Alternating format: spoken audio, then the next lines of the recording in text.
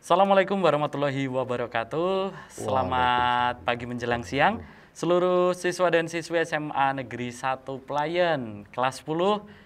Apa kabar untuk hari ini? Semoga sehat ya untuk adik-adik semuanya dan tentunya siswa-siswi dimanapun Anda berada pada kesempatan hari ini. Dan kembali lagi barengan saya Yudi di acara MPLS Masa Pengenalan Lingkungan Sekolah SMA Negeri 1 Playen untuk tahun pelajaran 2021-2022. Nah, setelah kemarin kita berkenalan dengan Bapak Ibu Guru, dengan Wakil Kepala Sekolah. Nah, untuk pemateri kali ini kita spesial menghadirkan, pasti siswa dan siswi ataupun adik-adik pasti tahu siapakah beliau ini. Nah, pada kesempatan pagi hari ini, menjelang siang ini, kita akan membawakan tema acara yaitu bahaya kenakalan remaja, nafsa, dan juga ketertiban lalu lintas. Bersama beliau yang ada di samping saya, selamat pagi menjelang siang Bapak. Selamat pagi menjelang siang. Ya, nah mungkin siswa dan siswi yang ada di rumah penasaran siapakah yang ada di samping saya ini. Nah, nanti beliaunya langsung akan memperkenalkan diri, mungkin lengkap dengan alamat ataupun juga instansinya Bapak ataupun jabatan Bapak agar siswa dan siswi juga bisa tahu dan paham menyaksikan acara pagi menjelang siang ini. Silakan Bapak. Ya, selamat pagi menjelang siang para siswa-siswi SMA 1 Negeri Playen yang kami cintai, kami banggakan. Sebelumnya perkenalkan dahulu, nama saya Suwadi. Pangkat saya sebagai anggota Polri Kepolisian Negara Republik Indonesia, saat ini pangkat saya Ibda. Jabatan saya saat ini sebagai Kanit Lantas Polsek Playen Polres Gunung Kidul Polda DIY. Saya lahir di Gunung Kidul pada tahun 69. Saya menjadi Polri angkatan Seba Polri tahun 92-93, pendidikan di Purwokerto. Sehingga saya didinaskan, dulu masih ikut Polda Jateng. Polda DIY ini masih Polwil Yogyakarta. Nah, saya dari Polda Jateng masuk Polwil Yogyakarta dan saya dimutasikan sebagai bintara baru di Polres Gunung Kidul sehingga saya dinas di Polres Gunung Kidul sampai saat ini alhamdulillah dalam keadaan sehat. Amin. Kemudian saya saat ini bertempat tinggal di Komplek Asrama Perintis Polres Gunung Kidul yang bertempat di Trimulyo 1 Kepek Wonosari Gunung Kidul. Asli saya juga wilayah Playen, yaitu masuk Kelurahan Ngawu, Kecamatan Playen, Kabupaten Gunung Kidul. Saya masuk sebagai Kanit Lantas Polsek Playen mulai akhir Januari 2019. Akhir Januari awal tahun 2021. 21 masuk hingga sampai saat ini. Itu perkenalan saya kepada para murid, para siswa-siswi di SMA Negeri 1 Playen yang kami banggakan, para siswa-siswi yang kami cintai. Sementara perkenalan kami itu lebih lanjut, kita bisa bersilaturahmi, bisa kenalan lebih lanjut. Baik, terima kasih Bapak Suwadi.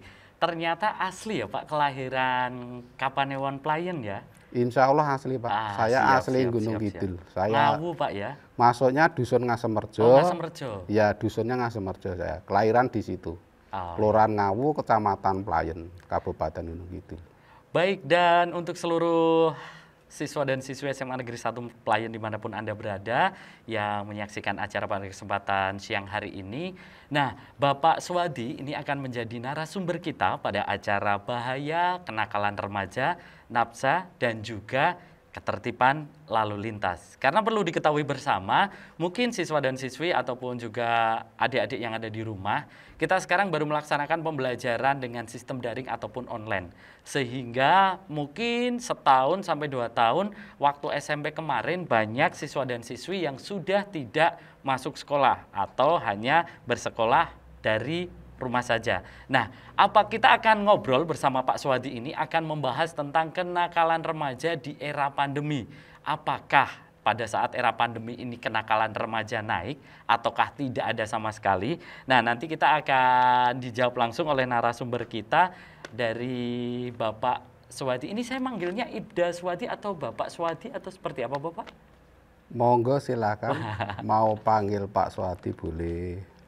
Manggil saya Pak Ibda Swadi, saya lebih baiknya ya Pak Swadi gitu Pak Swadi aja. ya, terima Karena kasih. panggilan Ibda itu kan statusnya saya nanti di instansi Ya. atau di kantor. Lebih enaknya, gampangnya kalau ketemu ya Pak Swadi boleh. Gitu Siap. aja. Jadi mungkin siswa dan siswi jika kebetulan besok berpapasan beliau dengan beliau di jalan, jangan lupa disapa seperti itu. Insya Baik Allah Pak ya. Swadi, mari kita mulai untuk sesi yang pertama ini tentang bahaya kenakalan remaja. Seperti saya ungkapkan tadi bahwasannya untuk saat ini kita sedang berada dalam pusaran pandemi COVID yang dimana mengharuskan pendidikan ataupun kegiatan belajar mengajar ini hanya boleh dilakukan dari rumah saja. Nah, saya ingin bertanya kepada Bapak Swadi dan mungkin ini siswa dan siswi SMA Negeri 1 Pelayan kelas 10 mungkin juga bertanya Bapak, sebenarnya ataupun apakah yang dimaksud dengan kenakalan remaja Bapak? Kalau dari sudut pandang Bapak sebagai aparat pemerintah ataupun juga sebagai Polri, kenakalan remaja itu apa sih Pak? Jadi kriteria menurut kepolisian yang namanya kenakalan remaja itu yaitu suatu tindakan atau perbuatan para remaja tersebut yang akan merugikan dirinya sendiri maupun bisa dikatakan merugikan orang lain. Bahkan itu juga termasuk suatu perbuatan atau tindakan yang melanggar mungkin aturan-aturan ketentuan yang ada. Kriterianya itu seperti itu. Jadi bahasanya suatu tindakan para anak-anak remaja yang akan merugikan, terutama itu yang akan merugikan dirinya sendiri. Juga bisa merugikan orang lain. Kira-kira begitu para siswa. Baik. Jadi kenakalan remaja itu adalah suatu tindakan di mana itu akibatnya ataupun efeknya yang pertama akan merugikan diri sendiri, yang kedua akan merugikan orang lain. Iya. Rugi dalam bentuk apapun ya Pak, itu Ya, mulai bisa, dari ya, material, ya, bahkan bisa. merugikan nyawa ya Pak. Karirnya sendiri, bahkan bukan bisa nyawanya. Karena apa? Suatu tindakan apa yang dilakukan itu akan menjadikan dampak. Dampaknya itu tadi rugi sendiri, merugikan orang lain itu seperti itu. Baik Bapak Swadi, terima kasih. Dan Bapak Swadi dan juga siswa dan siswi yang ada di rumah. Nah, pada saat ini pembelajaran memang bersistem dengan daring Pak ataupun jarak jauh. Nah, selama masa pandemi ini untuk wilayah ataupun untuk untuk daerah Kabupaten Gunung Kidul untuk kenakalan remaja Bapak. Sebenarnya ini pada saat pandemi ini apakah mereka takut dengan pandemi sehingga kenakalan remaja turun ataukah karena pandemi ini kenakalan remaja naik? Mohon maaf tidak hanya untuk di Gunung Kidul Bapak, tapi mungkin di Jogja ataupun di tempat yang lain. Ya, sesuai apa yang kami ketahui, kami laksanakan, saya sebagai anggota Polri bersama anggota Polri yang lainnya melaksanakan tugas termasuk patroli, termasuk sambang, termasuk penyuluhan, termasuk tindakan-tindakan yang lain. Di masa pandemi ini kriterianya itu seolah-olah malah tidak takut dengan situasi pandemi.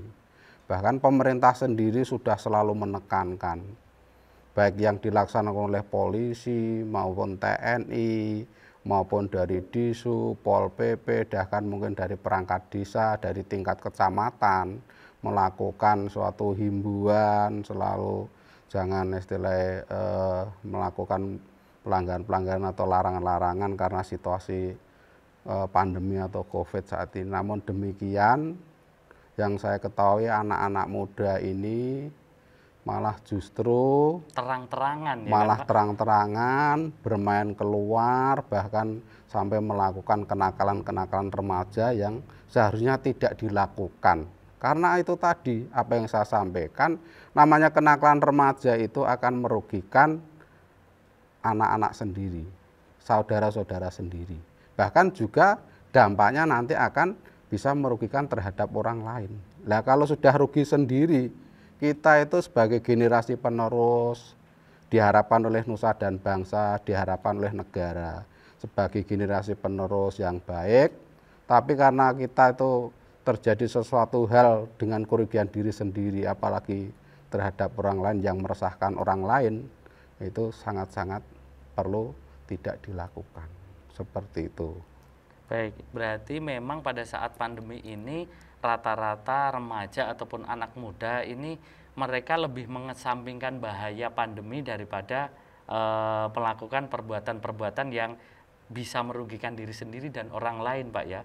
Mungkin karena juga pengaruh waktu, karena tidak bersekolah sehingga banyak bermain di luar. Ini apakah menjadi faktor Bapak kenakalan remaja di era pandemi ini? Ataukah ada faktor lain yang membuat kenakalan remaja ini semakin kesini ini semakin menjadi? Ya bisa juga terjadi ya Pak, adik-adik semuanya. Jadi sekolah secara online itu waktunya, luangnya, kebebasannya itu memang lebih bebas, waktunya itu lebih bebas. Jadi untuk melakukan suatu kegiatan aktivitas yang lainnya itu kadang kebebasannya luar biasa.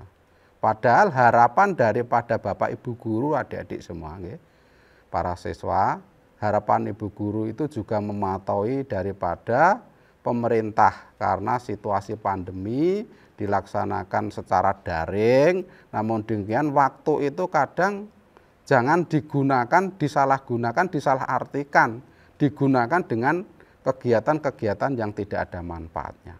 Memang waktu daring ini itu luar biasa waktunya untuk kebebasan kepada anak-anak, murid-murid atau anak-anak muda.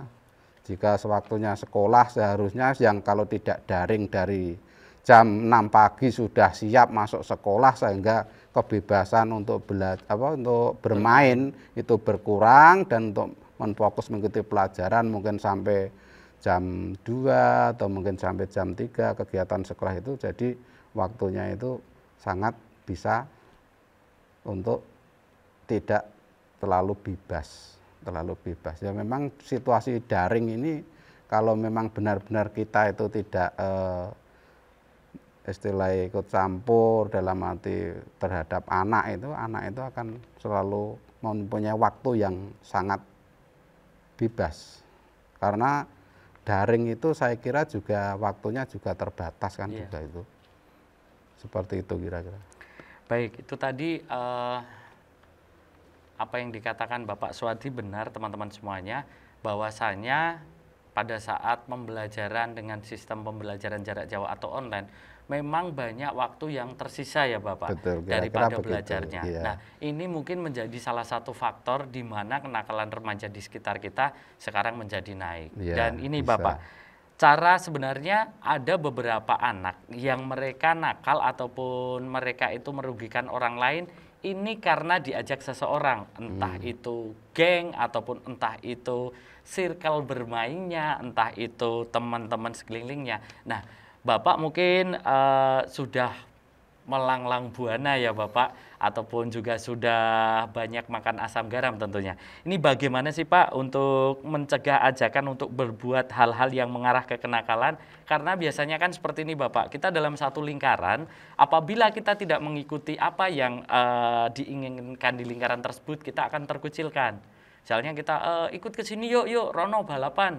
Kowe nek ora balapan ra dolan karo aku. Nah, masalah-masalah kecil itu sering terjadi di lapangan Bapak sebenarnya. Nah, kalau dari Bapak polisi sendiri seperti apa sih Pak mencegah ajakan untuk berbuat hal-hal yang menjurus ke kenakalan remaja?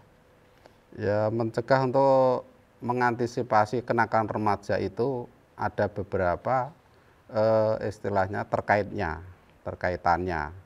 Mungkin termasuk dari orang tua sendiri, mungkin juga termasuk dari Bapak Ibu guru pun tetap bisa. Walaupun daring dari Bapak guru tetap bisa membantu kepada orang tua sehingga para murid, anak-anak muda yang masih pelajar itu bisa menggunakan daringnya itu benar-benar digunakan dengan keperluan yang benar-benar positif. Benar-benar positif. Mungkin dari orang tua sendiri meningkatkan kasih sayangnya kepada anak tersebut. Jangan sampai melakukan atau bahasa yang begitu keras atau mungkin kasar terhadap anak, kasih sayangnya begitu.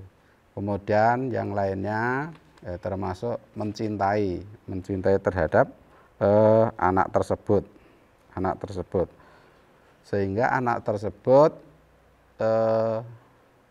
tidak meluangkan waktunya itu untuk kegiatan yang kurang positif.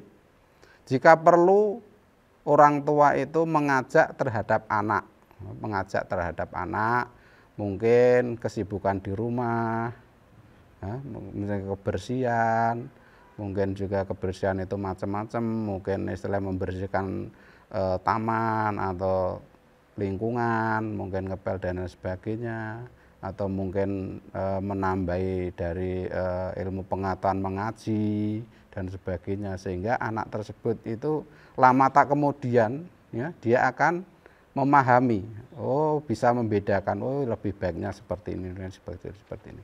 Dan dari Bapak Ibu guru sendiri itu mohon maaf itu bisa juga membantu, walaupun daring, suatu saat diprogramkan, dijadwalkan terhadap para siswa atau murid-murid anak-anak kita ini untuk lakukan pengecekan, mungkin jam berapa pengecekan, pengabsensi, istilah absensi online katakanlah buat anak-anak kita. Bukan istilah kita itu mengkekang terhadap anak kita, enggak, tapi justru melakukan perbuatan seperti itu karena apa? Karena kasih sayang, karena masa depan anak, demi keluarga, demi keselamatan bersama, terutama kepada anak-anak murid-murid yang masih menuntut ilmu pengetahuan sebagai pelajar. Kira-kira begitu. Baik Bapak, kalau itu tadi beberapa tips atau trik untuk mencegah agar anak-anak ini terhindar dari ajakan untuk melakukan hal-hal yang merugikan diri sendiri maupun orang lain. Kuncinya boleh saya garis besari adalah menyibukkan diri dengan kegiatan yang positif ya kan Pak. Bagus, kalau mungkin mencari teman juga silahkan dicari teman yang positif. Yang positif lah teman-teman semuanya, karena sekarang saya tidak bisa membedakan Bapak. Ada siswa lulus dari SMP dengan perawakan tinggi, gede, besar, rambutnya sudah dimerah-merah, terus ditanya kelas berapa Dek, baru SMP. Nah itu sebenarnya hal-hal yang mungkin bisa dicegah teman-teman, dan itu biasanya timbul dari lingkungan atau teman sekitar. Nah pintar-pintar ya Pak kuncinya untuk memilih teman dan juga memfilter. Saya masih keinget satu pesan dari Bapak Kepala Sekolah SMA Negeri 1 Playen, boleh kita itu berteman dengan siapa saja, tapi yang benar adalah kita bisa menjaga diri kita sendiri. Itu. Dan lagi nih Pak, ini semenjak pandemi berlangsung, semua tatanan di Indonesia ini berubah. Mulai dari ekonomi, mulai dari apapun hiburan, hingga ke pendidikan Bapak. Nah, akhir-akhir ini mungkin siswa dan siswi juga tahu, kasus pengguna narkoba di Indonesia itu meningkat drastis semenjak pandemi. Dan tidak dipungkiri karena menurut data BNN mulai dari tahun 2017 ada sekitar 3.376.000 lebih usia 10 hingga 59 tahun ini menyalahgunakan narkoba. Tidak hanya remaja dalam usia sekolah, public figure seperti artis, ada juga pejabat, ada juga pengusaha dan lain-lain. Nah, yang lebih kita tekankan di sini nih Bapak, sebenarnya ada dua versi yang mungkin ini sebagai edukasi ya Bapak, ada narkoba dan juga psikotropika. Nah, mungkin bisa dijelaskan Bapak perbedaan ataupun narkoba ini adalah apa dan psikotropika itu apa? Ya begini ya, para siswa, murid, anak-anak saya yang saya cintai, saya banggakan. Memang namanya narkoba dan psikotropika itu suatu larangan dari pemerintah dan negara. Jangan sampai menggunakan narkoba maupun psikotropika itu ada larangannya, berarti itu jelas melanggar hukum, ada ancamannya. Ya, kemudian namanya narkoba itu narkoba itu bisa di istilahnya bentuknya itu bisa diramu ya, diramu, Dimodifikasi gitu Pak ya? dimodifikasi, diramu. Terus cara penggunaannya itu bisa ditiup, bisa dihirup dengan hidung, mungkin dengan mulut dan sebagainya. Terus narkoba mungkin istilahnya kayak daun-daun narkoba ya, itu mungkin dimasukkan dalam ini, termasuk kalau anak-anak muda seharusnya termasuk kenakalan remaja ya, merokok, ini campur rokok. Ini saya tidak mengajari, tapi mari larangan-larangan ini demi keselamatan anak-anak semua, para siswa-siswi di SMA 1 khususnya ini, jangan sampai ada yang tersangkut atau terkena masalah narkoba maupun psikotropika. Karena narkoba itu sangat-sangat membahayakan. Itu jelas akan merugikan dirimu sendiri, diri para siswa, baik laki-laki maupun perempuan itu. Kemudian masalah psikotropika itu bentuknya mungkin ini kayak pil ya, kayak pil. Bahasa kasarnya sekarang zaman modern itu, pil itu sebenarnya digunakan benar-benar petunjuk dari dokter untuk benar-benar orang yang perlu dikasih pil itu. Umpamanya kenormalan orangnya itu, mohon maaf ya, kenormalan orangnya itu karena secara pikirannya itu istilahnya nggak normal ya. Kalau dikatakan gila ya tidak gila, dikatakan tidak gila ya, tapi sekadang itu digunakan obat itu sebagai obat penenang sebenarnya, sebagai obat penenang. Nah itu kadang itu banyak dari para pemuda atau mungkin juga usia dari itu menggunakan itu. Karena kasus-kasus di Polres Gunung Kidul pernah pil seperti itu namanya. Bahasa kasarnya itu kalau saya tanya kepada pengguna itu bahasanya itu pil sapi. Nah, pil sapi bentuknya itu ditempatkan plastik, itu bahasanya bagur, penggunaan tempat itu bagur. Jadi pil sapi bagur itu. Nah, itu penggunaannya ditelan. Nah, itu memang obat itu pernah saya tanyakan kepada pengguna itu, kalau sudah minum itu rasanya itu ngantuk. Jadi ngantuk, liar-liar, akhirnya tidur. Nah, itu sebenarnya itu enggak boleh. Kalau orang tidak mempunyai keluhan bentuk apapun kok menggunakan itu, berarti itu salah dan keliru. Berarti salah dan keliru. Nah, pil-pil seperti itu sebenarnya digunakan karena ada keluhan. Ada keluhan secara kesehatan diri kita sendiri, para siswa itu ada keluhan. Kalau ada keluhan, periksa dokter, ada resep, nah itu baru. Nah itu seperti itu. Jadi perbedaannya antara narkoba dan narkotika bisa kriterianya seperti itu. Sistem pembuatannya, penggunaannya, dan sebagainya itu kira-kira para siswa itu seperti itu. Jadi sekali lagi saya minta, saya sampaikan ini, gambaran ini, jangan dicoba, jangan dilakukan, jangan mencari sesuatu hal yang tidak kita inginkan demi masa depan anak-anak semua, para siswa, murid-murid khususnya di SMA satu ini juga para anak-anak remaja yang lainnya. Kira-kira begitu. Baik, dan sudah dijabarkan oleh beliau bahwasanya memang penggunaan narkoba ini tidak bisa ditoleransi oleh hukum, Pak ya. Ya, insya Allah. Apabila siswa dan siswi ini nekat ingin mencoba, ya kebalik lagi, ini juga termasuk golongan kenakalan remaja yang sudah level tinggi sih Pak buat saya. Apalagi dengan usia kelas 10, 11 ataupun 12 ini janganlah kalau bisa. Dan ini Bapak, apakah ada faktor-faktor yang menyebabkan remaja menggunakan narkoba atau psikotropika? Ada nggak sih Pak faktornya yang mungkin Bapak kemarin bertemu dan ngobrol dengan salah satu pengguna, faktor utamanya Bapak? Kan tidak mungkin Bapak tidak apa-apa terus kok saya pengen narkoba, kok saya pengen ini, pasti ada faktor yang melatar belakangi. Ya, faktor-faktornya yang menyebabkan penggunaan narkoba, kunci pokok paling utama kadang itu kita itu salah atau keliru berhubungan atau berteman.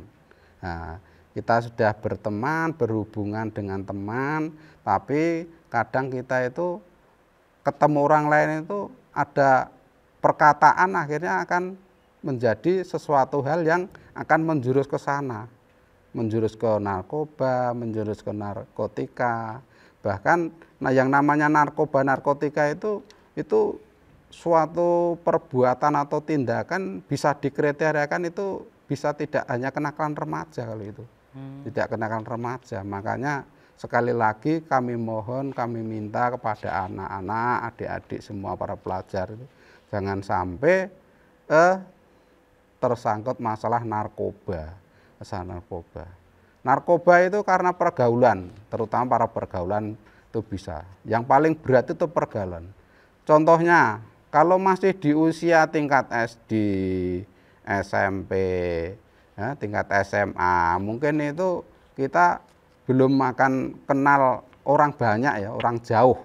Jadi kenal kita lingkungan, jadi kepahaman lingkungan masalah narkoba kemungkinan akan berkurang, tidak akan terjadi, istilah begitu. Namun kalau sudah tingkat agak dewasa, nanti sudah lulus SMA, bahkan ya memang lulus tingkat SLTA pun ya tetap bisa.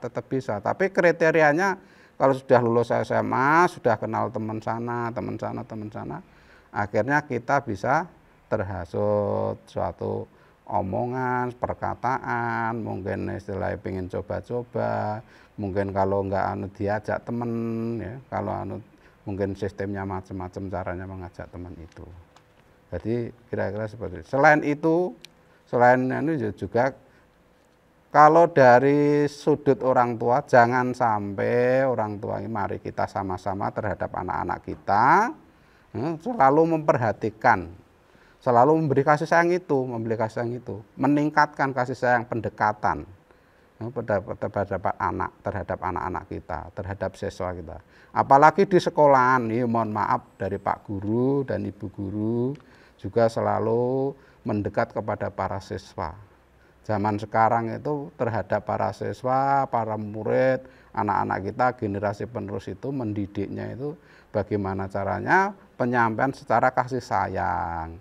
Sehingga anak-anak itu bisa merasa istilah bahasanya terenyuh kepada orang tua, kepada guru, mungkin bahkan dari pihak kepolisian sendiri itu sampai sekarang itu di ujung tombak kan melakukan tindakan hukumnya itu upaya hukumnya termasuk pembinaan, penyuluhan, pendekatan. Makanya saat ini di ujung tombakan dari kepolisian, dari Babin Kamtibmas maupun dari tentara itu Babinsa, nah itu di ujung tombakan sana itu mendekat kepada warga masyarakat untuk lingkungan, untuk mengetahui lingkungan, benar-benar Babin Kamtibmas itu benar-benar diberikan tugas untuk melaksanakan tugas untuk bersama dengan warga masyarakat sehingga situasi Kamtibmas di wilayah tersebut akan terjadi situasi Kamtibmas yang kondusif. Kira-kira begitu. Baik, itu tadi beberapa faktor yang mendasari Dan juga ada beberapa tips untuk orang tua, khususnya untuk Bapak Ibu yang memiliki siswa dan siswi ataupun memiliki remaja, Pak ya. Ya, Terkadang betul. memang masalahnya di rumah seperti ini, Bapak. Di rumah terlihat baik-baik saja, sopan terhadap Bapak Ibu, tapi di luarnya melakukan hal-hal yang seharusnya tidak dilakukan. Ini Ya. sangat terjadi. Mungkin faktor lingkungan ini menjadi faktor kunci, Pak ya.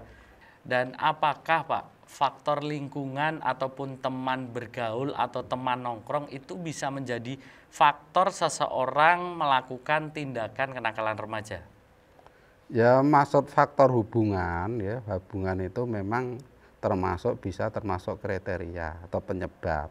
Tapi tidak istilahnya terus itu juga sebagai dasar kenakalan remaja itu, karena itu juga termasuk kita semuanya ya, dari baik kepolisian peduli kepada generasi penerus. Makanya itu tadi, kepolisian ini selalu melakukan pendekatan kepada warga masyarakat, yang di sini di ujung tombak kan Babin Kamtibmas, peran dari warga atau orang tua, keluarga. Namanya orang tua itu tidak harus orang tua kandung ya, Iya. tidak harus orang tua kandung. Orang tua itu termasuk keluarga, termasuk teman, saudara-saudara lingkungan, termasuk orang tua itu harus mempunyai peduli kepada anak-anak kita, pada para siswi kita, generasi penerus yang diharapkan bangsa dan negara. Sehingga nanti setelah belajar, menuntut ilmu pengetahuan, lulus dari harapan bangsa dan negara kan sebagai generasi penerus. Kalau tidak adik-adik semua, para siswa ini, para pemuda dengan menjaga dirinya sebagai orang yang bisa bertanggung jawab dirinya terhadap lingkungan, kepada juga orang lain, sehingga itu kriteria akan diadu. Termasuk dari orang tua sendiri ini, mohon maaf ya, dari orang tua mungkin orang tua iki ada saja ya mungkin terlalu lepas, kasih sayangnya kurang bahasanya ya. Bukan masalah tidak ada tapi kurang ya. Iya. Mungkin kurang kasih sayangnya, pendekatan kurang, dan mungkin mohon maaf mungkin ada yang mempunyai istilah kelebihan untuk memberikan uang saku kepada anak-anaknya, itu juga termasuk akan menjadikan dampak. Karena apa? Karena kalau anak itu ya ini mohon maaf nih, diberikan kelebihan untuk biaya uang saku dan sebagainya, justru itu nanti akan disalahgunakan kepada anak. Itu mohon kepada para siswa, para anak-anak, para murid-murid, para pemudi, pemuda ya, kalau memang mempunyai istilah rezeki sedikit, tambahan rezeki ya kalau perlu ditabung, disimpan. Karena apa? Keperluan ke depan, namanya manusia, namanya orang itu semakin tambah keperluan atau kebutuhannya, sehingga penggunaan apa yang diberikan orang tua, mungkin uang saku dan sebagainya, itu lebih baik kalau semuanya tidak ya disimpan, ditabung. Jangan sampai disalahgunakan. Salahgunakan karena uang sakunya banyak, bersama temannya kadang lupa penggunaan itu, karena ada hasutan sama temen, uangnya digunakan untuk melakukan kenakalan-kenakalan remaja tersebut. Mungkin kayak membeli rokok, ya bisa saja itu membeli rokok, atau mungkin minum-minuman, atau mungkin malah banyak untuk membeli barang yang tidak manfaat, mungkin malah pilok untuk celeneh-celeneh ke sana kemari, di tempat yang seharusnya rapi, bersih malah dibuat yang sedemikian tidak bagus. Kira-kira seperti itu. Baik, terima kasih Bapak Suwadi. Dan ini kita ngomongin tentang lalu lintas nih Bapak. Nah, masa pandemi ini banyak siswa yang tidak menggunakan sepeda motor ataupun alat transportasinya untuk bersekolah. Karena sekali lagi sistem pembelajaran ini menggunakan sistem online. Tapi alangkah luar biasanya Bapak, anak yang dulu diberikan atau mungkin menggunakan sepeda motor milik orang tuanya, akhir-akhir ini menjadi jago-jago jalanan dengan suara knalpot yang sangat luar biasa. Nah, saya ingin Bapak menjelaskan apakah yang dimaksud dengan tertib lalu lintas sih Pak? Ya, masalah lalu lintas ini Saat ini saya sebagai anggota kepolisian, dinas sebagai Kanit Lantas di Polsek Klayen, selalu melaksanakan tata tertib di jalan raya berlalu lintas sehingga jalan raya itu tertib berlalu lintas. Ya, namanya bertertib berlalu lintas ya. Tertib berlalu lintas itu kalau dikupas dalam perkara lalu lintas itu ada 3 perkara. Yang pertama itu sebelum mengendarai kendaraan, persiapan dari rumah itu tertib diri dulu. Yang namanya tertib diri itu maksudnya begini, sebelum perjalanan itu dilaksanakan, perjalanan tertib dulu itu. Kita harus melengkapi dulu, cek kelengkapan kita, termasuk pertama kesehatan kita itu bagaimana rasanya, badan ini enak atau enggak, nyaman atau enggak, ada yang tidak normal atau enggak badan kita ini. Kalau musim COVID seperti ini, Pak, apalagi musim COVID seperti pandemi seperti ini, mungkin batuk-batuk, mungkin lah itu perlu di-checking dulu. Itu namanya tertib diri, termasuk kelengkapannya. Nah, sebelum kelengkapan ya termasuk helm itu masih ada yang saya ketahui di jalan raya. Itu helm yang kurang standar. Bahasanya itu helm batok, helm proyek. Nah, itu ada itu. Nah, itu jangan sampai itu digunakan. Karena helm itu sebenarnya itu ya pertama aturan, yang kedua juga itu kepentingan diri kita sendiri. Keselamatan diri kita sendiri. Ya kita tidak mengharapkan ya dalam perjalanan itu terjadi kecelakaan. Tetapi kalau namanya kita sudah tertib diri, pakai helm, pakai jaket itu ya jaket yang benar. Jaket yang benar itu dalam itu penggunaannya. Biasanya saya tahu di jalan itu penggunaan jaket itu justru malah dibalik gitu. Disampirke. Nah, disampirke bahasanya dibalik. Seharusnya ini yang di depan belakang malah dikasih di depan, biasanya gitu lah. Itu saya sendiri itu kok sampai saat ini saya masih cok heran ya orang itu. Kan sama aja toh kalau dipakai, dirikan atau mungkin dikancingkan itu kan sama juga sudah aman loh. Di sini juga seperti itu.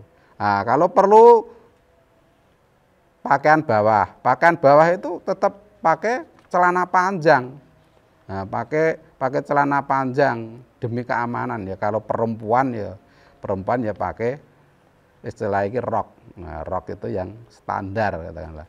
Yang standar juga jangan disempit-sempitkan kan begitu, karena leluasa untuk istilahnya menaiki kendaraan itu rasa nyaman berduduk itu lah, perlu itu. Tadi istilahnya kelengkapan dari luar, helm, pakaian lengan panjang, kalau perlu jaket, terus celana panjang, kalau perlu alas kaki itu pakai sepatu, walaupun seperti itu kan kalau sepatu perlu pakai tangan itu. Kemudian kalau memang itu kan namanya ketentuan naik kendaraan motor, namanya tertib diri itu ya surat-surat. Nah, surat-surat itu sangat perlu juga, sangat penting.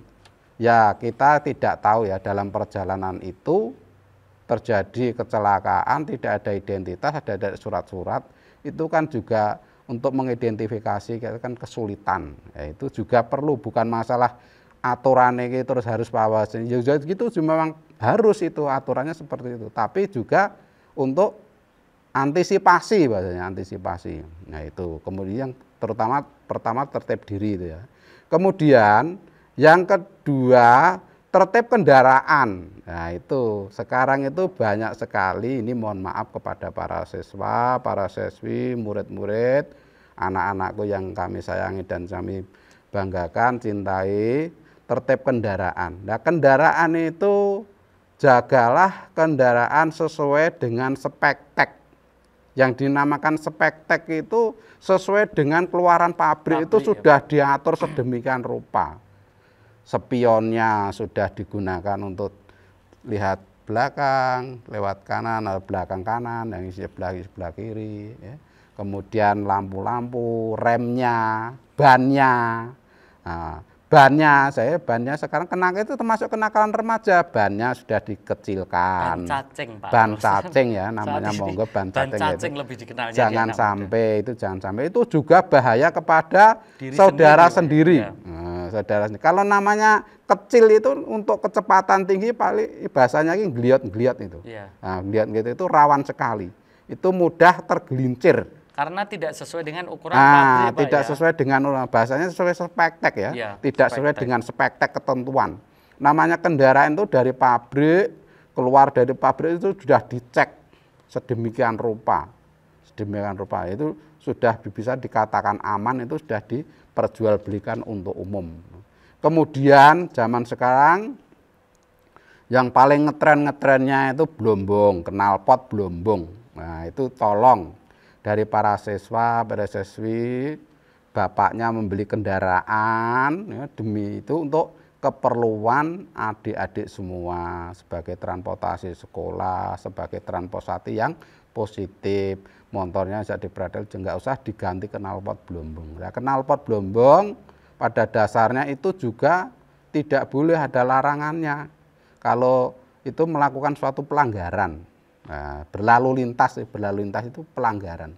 Itu bisa dilakukan tindakan hukum. Nah, dengan hukum karena kena tilang, resikonya nanti sidang, seharusnya tidak mengeluarkan biaya sidang untuk biaya sidang. Nah, itu lebih baiknya. Selain itu, knalpot itu selain pelanggaran hukum, itu sebenarnya knalpot itu dampaknya, resikonya itu kepada orang lain. Contoh, ini mohon maaf nih para siswa, para adik-adik. Adik menggunakan knalpot belombongan, sudah kecepatan tinggi. Nek mendahului kendaraan lain, ada namanya orang itu kan lain-lain. Ada sing kaget, eneng sing lah itu bahaya. Nek wong kaget ndelalewi ya sudah mengindap jantung, ya bisa aja toh itu karena kaget jantungen tiba. Itu sudah itu suatu risiko atau dampak dari adik-adik atau saudara-saudara yang menggunakan knalpot belombong. Selain pelanggaran itu dampaknya resikonya termasuk seperti itu. Bising bahasanya.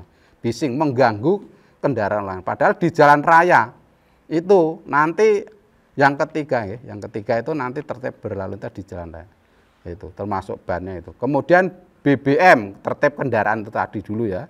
BBM itu dicek. Nah, mau bepergian tidak dicek BBM, tahu-tahu di jalan jauh penjual BBM mandek, habis BBM. Lah itu perlu dicek. Namanya tertib kendaraan. Kelengkapannya kendaraan termasuk itu STN-nya, komponen-komponen, BBM-nya, bannya gembosnya atau tidak, depan belakang itu dicek. Itu menjadi tertib berlalu lintas. Kemudian yang ketiga, tertib di jalan raya. Nah, tertib di jalan raya. Tertib di jalan raya itu harus benar-benar mematuhi rambu, paham dan mengerti. Jalur tersebut harus dipahami. Dan perlu diketahui, namanya tertib di jalan raya itu harus paham rambu. Lah, rambu itu akan dibagi menjadi empat. Yang pertama rambu peringatan, yang kedua rambu larangan, yang ketiga rambu perintah, kemudian yang keempat rambu petunjuk. Nah, itu harus tertib di jalan. Nah, tertib di jalan, ya, rambu itu larangan. Ya, ini jelas, ini jalur, ini marka jalan tidak terputus. Berarti itu tidak boleh diinjak, tidak boleh mendahului. Nek mendahului kendaraan lain di jalan raya, jalan tidak terputus, berarti otomatis menginjak. Bahkan itu menginjak enggak boleh. Nah, di situ ada larangan rambu, tidak boleh masuk ke sana, atau itu larangan rambu untuk mobil atau mungkin kendaraan roda 2. Nah, itu harus diperhatikan. Terutama di lampu-lampu bangjo ya, traffic light, mungkin simpang 4 atau mungkin simpang 3. Nah, di situ kadang pengguna jalan ya, para adik-adik, para siswa semua ya, pengguna jalan dari arah timur ke arah barat belok ke kiri. Nah, di situ lampunya itu kan hijau ya, hijau. Nah, belok ke kiri. Itu sebenarnya kalau tidak ada petunjuk atau perintah itu, kalau tidak ada petunjuk justru tidak boleh belok ke kiri. Sekarang itu ada di sana tulisan apil ya. Alat istilah petunjuk isyarat lampu lalu lintas. Nah, itu apil di situ. Umpamanya di situ lurus jalan terus. Nah, kalau memang di situ itu tidak ada lurus jalan terus, ya itu kalau merah ya berhenti. Kalau merah berhenti. Tapi kalau di situ itu ada petunjuk perintah lurus jalan terus, ya berarti walaupun itu merah ya itu jalan jalan terus begitu kira-kira, jalan terus. Nah, pamane di sana ada simpang 3, lurus itu larangan, bulat, terus digaris itu berarti larang nggak boleh masuk. Dari sini ada petunjuk belok kiri, ya itu harus belok kiri, jangan. Nah, jadi tertib di jalan raya, atau tertib rambu-rambu di jalan raya. Ya. Di sana ada petunjuk, mungkin petunjuk arah kota, mungkin petunjuk tempat wisata, mungkin petunjuk perkantoran, mungkin petunjuk rumah makan dan sebagainya, kira-kira gitu. Itu. Kalau tadi tertib lalu lintas itu di mana teman-teman semua harus memiliki 3 pokok yang harus ditaati, ya, 3 pokok yang harus diperhatikan. Mulai dibiasakan ya Pak, atau diperhatikan. Kebiasaan yang harus dilaksanakan. Demi apa? Demi tertib lalu lintas, demi keselamatan diri kita sendiri, juga pengguna jalan yang lainnya. Kira-kira begitu para siswa ya. Karena ini ujung-ujungnya adalah untuk menyelamatkan diri sendiri dan orang di sekitar. Betul. Gitu. Betul Benar sih sekali. Bapak Swadi. Ya. Dan ini Pak, jenis-jenis pelanggaran lalu lintas tadi sudah diterangkan oleh Pak Swadi. Beberapa jenis lalu lintas ini terkadang tidak diabaikan saja, leres ataupun benar.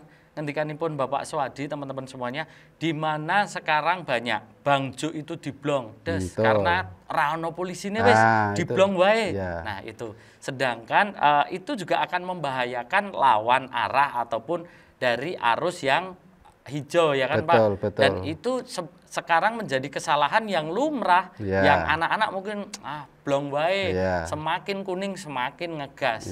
Betul. Nah, itu yang mungkin bisa jadi pelanggaran lalu lintas di kalangan remaja, itu dianggap biasa dan tidak berbahaya, padahal itu sangat berbahaya sekali, Pak, berbahaya, betul. Karena bisa kita lihat Bapak, angka kecelakaan di Kabupaten Gunung Kidul ini sangat luar biasa juga. Sekali. Banyak warga masyarakat Gunung Kidul yang meninggal di jalan raya, entah itu kecelakaan pribadi maupun jadi korban orang lain. Ya. Dan banyak juga seusia anak-anak muda ataupun remaja yang mereka harus kehilangan masa depan karena kesalahan yang mereka buat sendiri. Betul.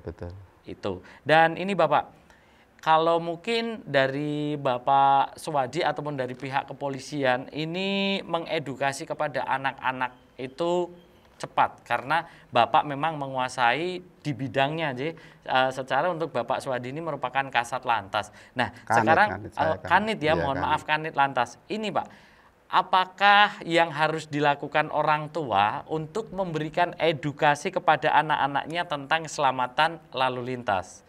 Karena banyak orang tua rela menjual ini itu membelikan sepeda motor sebenarnya untuk transportasi ke sekolah, untuk transportasi bekerja. Tapi kenyataannya memang ada yang disalahgunakan untuk balapan, trek-trekan, terus diedel-edel. Nah, Bapak sebagai penegak hukum dan juga Bapak sebagai orang tua dari anak. Nah, peran orang tua untuk memberikan edukasi kepada anak-anaknya itu seperti apa? Dan akhirnya nanti anaknya, oh Bapak Ibuku akhirnya memberikan edukasi, itu seperti apa Bapak? Ya itu tadi saya sampaikan, khususnya dari orang tua ya. Orang tua tetap bisa bekerja sama dengan kami dari kepolisian. Dari kepolisian sendiri, kembali ke kepolisian dulu. Kepolisian sendiri, apalagi situasi pandemi ini, benar-benar di ujung tombak kan selalu menyampaikan himbauan, penyuluhan, pendekatan kepada warga masyarakat, sehingga warga masyarakat itu benar-benar harus tertib berlalu lintas. Bahkan tindakan hukum itu sebenarnya itu sampai saat ini sudah banyak dikurangi juga mempertimbangkan situasi pandemi COVID. Untuk itu kami minta para pemuda-pemudi, apalagi masih pelajar, para siswa murid kami yang kami cintai, kami banggakan, tolong benar-benar untuk selalu tertib berlalu lintas di jalan, karena dari kepolisian sendiri tindakan upaya hukumnya itu sudah dikurangi. Demi apa? Demi semuanya, demi warga masyarakat banyak, Kemudian dari segi orang tua sendiri, itu benar-benar sangat-sangat perlu untuk selalu bekerja sama bersama kepolisian terhadap anak didik kita. Kalau di jalan raya dari kepolisian jelas sudah selalu melakukan tindakan upaya hukum, penyuluhan, himbauan dan sebagainya. Nah, untuk itu dari orang tua sendiri itu sangat juga penting untuk selalu mengantisipasi kenakalan anak sehingga anak tersebut di jalan raya bisa tertib berlalu lintas. Itu bagaimana caranya orang tua selalu memandu anaknya atau terhadap kendaraannya selama di rumah. Kalau jika kendaraannya itu sudah istilahnya tidak standar, sudah agak lain-lain, aneh-aneh ya. Orang tua itu benar-benar harus dekati anak itu, dekati secara pelan-pelan, tanya, Mas Le, bagaimana kendaraannya kok spionnya nggak ada, kemana, apa pecah atau gimana, ditanya secara dekat-dekat. Kemudian yang lainnya termasuk mungkin ya bannya itu harus orang tua harus mempunyai peran, itu harus juga mempunyai peran. Ditanya kenapa, alasannya apa ini. Nah, kemudian jika mau bepergian, tetap orang tua jika mengetahui anak itu bepergian, selama masih di rumah, tidak bekerja orang tua, belum bekerja maksud saya ya, sebelum berangkat bekerja atau mungkin aktivitas yang lainnya, jika mengetahui anaknya itu mau bepergian ya kita ingatkan, Mas mau kemana, helmnya mana, lengkap, tertib, jangan asal keluar pencing tanpa kelengkapan itu tadi, kelengkapan diri sendiri, tanpa kelengkapan kendaraan maupun nanti sampai di jalan itu tetap kita bahasanya diwanti-wanti, diingatkan. Kalau perlu helmnya dipanggil, diambilkan orang tua itu. Mas, Nduk, Le, ini helmnya tinggal, nareng gue motor. Nah, gitu. Kira-kira usahanya itu seperti itu, Mungkin lebih greteh Pak ya kalau bahasa Jawa. Ya insya Allah gitu ya. Lebih itu lagi pokoknya greteh bahasanya gitu ya. Tidak overprotective tapi lebih greteh. Betul Karena sekali. Mungkin tipikal anak-anak muda zaman sekarang itu mereka tidak suka jika ditekan atau terlalu di overprotective. Oh tidak mau anak-anak sekarang ini. Ini mohon maaf ya anak-anak ya. Bukan masalah menuduh itu tidak, tapi ini saya minta itu untuk dipahami ya apa yang kami sampaikan ini istilah tidak menuduh, tidak menyudutkan para siswa, para anak itu tidak, tapi intinya itu mengajak, mengingatkan jika ada yang lupa, ada yang istilahnya gampang apalagi nyepelek itu jangan sampai. Niatnya seperti itu tujuannya ya kira-kira. Baik, terima kasih Bapak Suwandi, dan 3 sesi terlewatkan Pak tanpa terasa. Dan jawaban-jawaban dari Bapak Suwandi mohon maaf, sangat luar biasa sekali. Dengan harapan hadirnya beliau dalam acara ini bisa memberikan sedikit pencerahan kepada siswa dan siswi SMA Negeri 1 Playen untuk akhirnya bisa tertib berkendara lalu lintas, akhirnya tahu bahaya narkotika dan psikotropika, dan juga akhirnya tahu tentang penyalahgunaan hal-hal yang sebenarnya tidak perlu dilakukan. Karena menurut Pak Suwandi, apa yang kalian lakukan itu akan berdampak untuk diri kalian dan juga orang lain. Betul. Bukan hanya tentang kenakalan Pak ya. Jika teman-teman semuanya melakukan hal baik, itu dampaknya akan ke teman-teman sendiri dan juga ke orang lain.